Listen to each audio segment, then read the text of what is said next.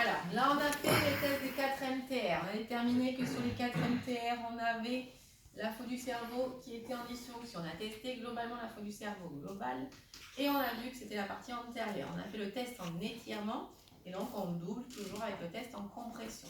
Ça va être la prise du frontal spread. Donc là, on a dit les pouces croisés dans les paumes des mains, sur les pariétaux opposés, les index le long de la suture métopique. Ce sont les deux doigts les plus importants de la technique. Ils ne doivent pas être écartés de la suture métopique. Ils doivent être vraiment collés sur la suture métopique. Les 3 dans l'axe des frontaux. Les 4 en arrière des piliers externes des frontaux. Les 5 grandes ailes. Donc 2 sutures métopiques, 3 axes, 4 arrière des piliers externes. D'accord. Voilà. 5 grandes ailes.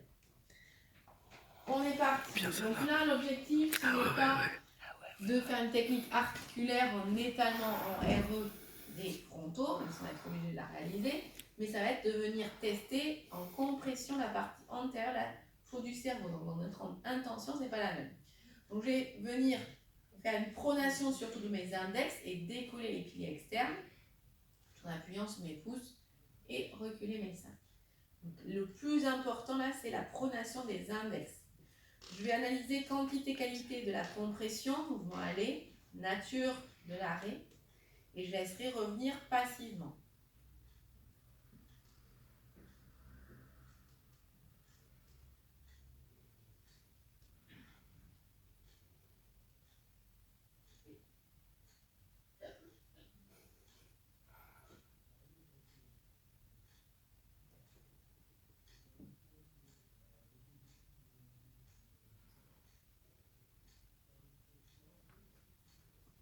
Est-ce que c'est bon? Donc, je fais ce test-là, je devrais avoir le même résultat à l'analyse de la faute du cerveau partie antérieure, au test en étirement et au test en compression. Si je n'ai pas la même chose, c'est-à-dire si je ne trouve pas que c'est une membrane qui est rétractée, si je ne trouve pas que c'est une membrane en perlasticité, hypotendue ou physiologique, s'il y a une analyse, une fois je trouve qu'elle est rétractée, une fois qu'elle est en perlasticité, c'est qu'il y a une dysfonction articulaire, suturaire, du frontal et des sutures environnantes qui du coup perturbent le test. C'est bon.